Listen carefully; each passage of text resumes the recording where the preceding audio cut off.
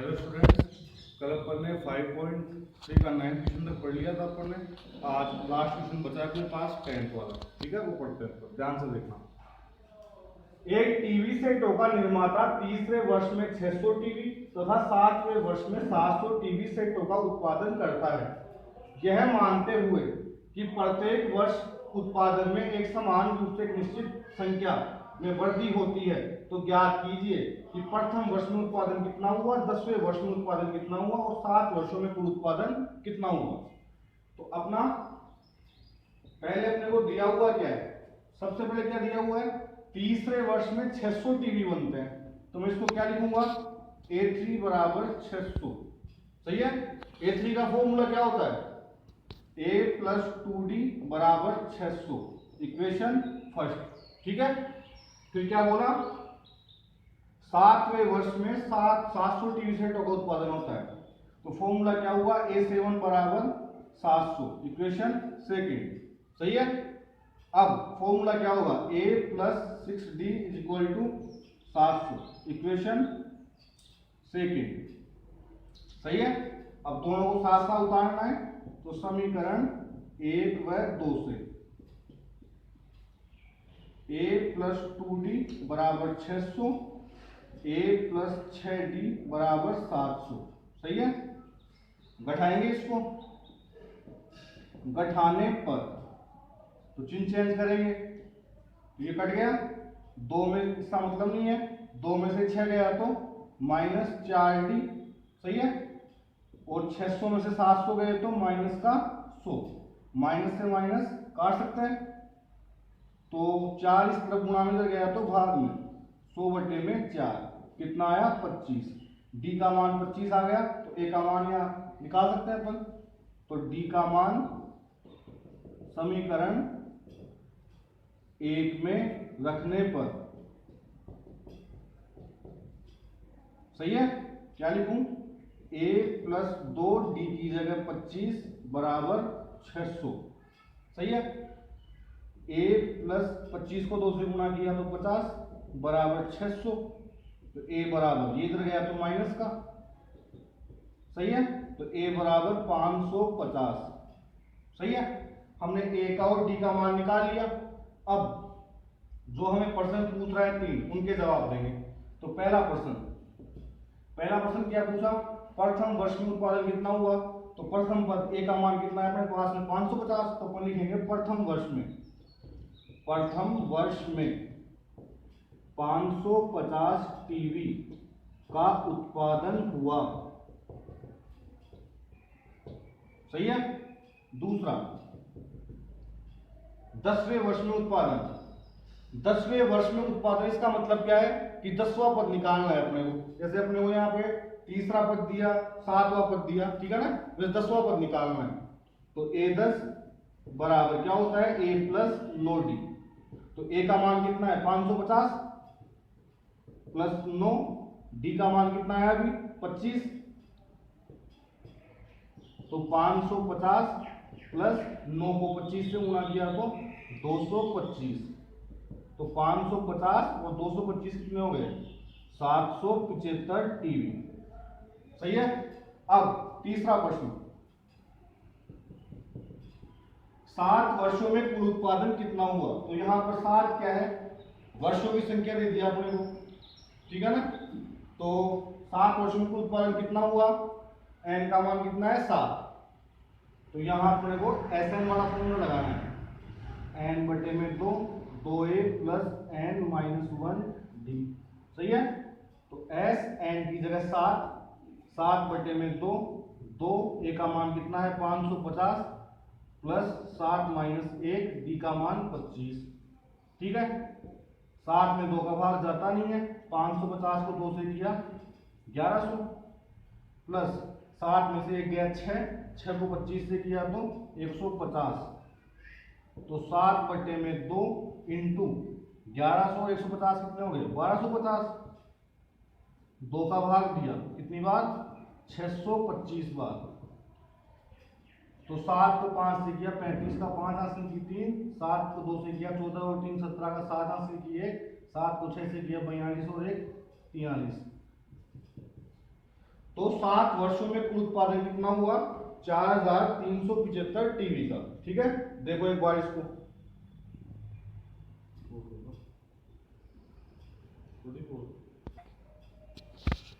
प्रश्नमाला 5.3 पूरी हो चुकी है। अब अपन पढ़ेंगे विविध प्रश्नमाला 5 का पहला प्रश्न। ठीक है ना, ऑब्जेक्टिव टाइप के प्रश्न है।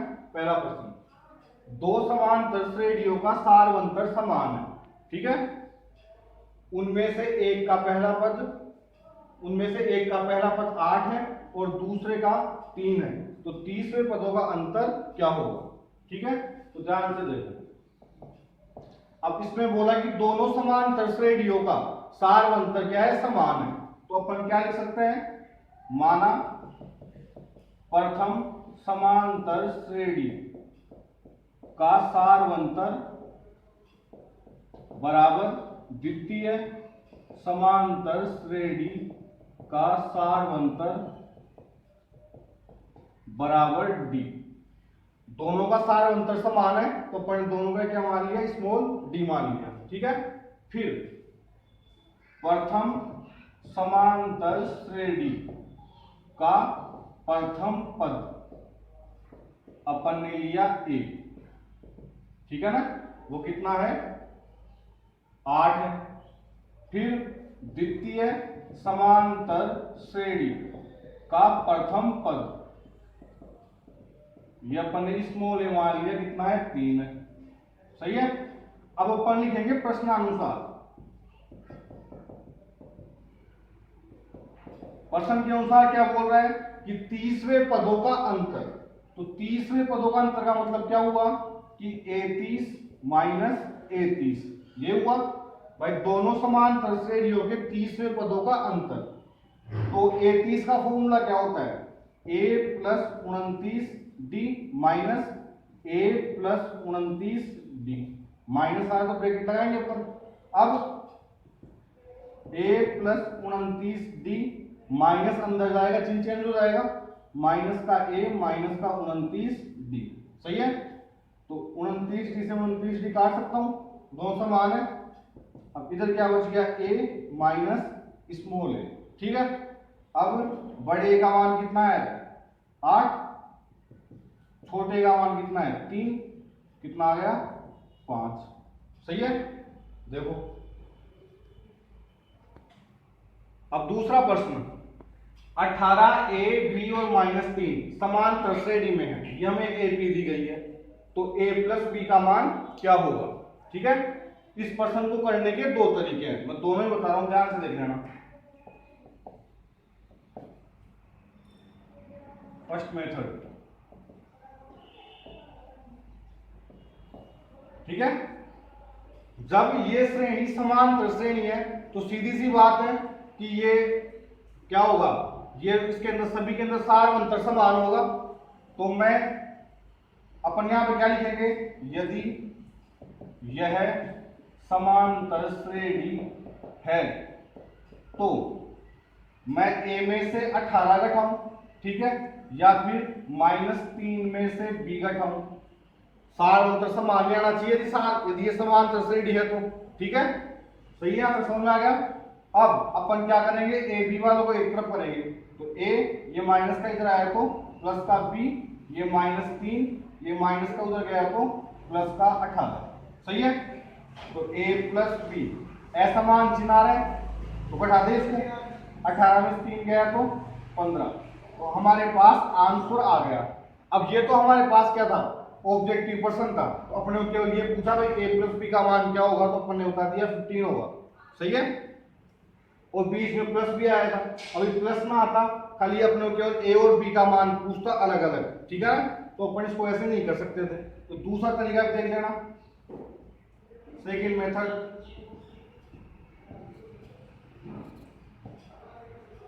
जब भी ऐसा प्रश्न आ जाए आपको या तो ये करना है या जो दूसरा बता रहा हूं वो करना है, कोई सा भी एक करना है। ठीक है ना, अब ध्यान से देखना, जिस भी चीज का मान हमें पता नहीं है, एक आर बी का मान पता नहीं है, तो अभी अपने को उसकी तरफ ध्यान नहीं देना है। ठीक है ना, मैं एक बार यहां उतार देता हूं ए पी 18 ए बी -3।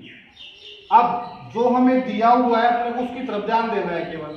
तो हमें क्या दिया हुआ है, पहला पद दिया हुआ है a बराबर 18 दिया हुआ है, और क्या दिया हुआ है 1 2 3 4, चौथा पद दिया हुआ है, मतलब a4 का मान दिया हुआ है कितना, -3। a4 के बारे में हम क्या जानते हैं, a प्लस 3d बराबर -3। a का मान क्या रखूं 18 प्लस 3d बराबर -3, इसको यहां छोड़ दिया, ये प्लस का इधर गया तो माइनस का, सही है।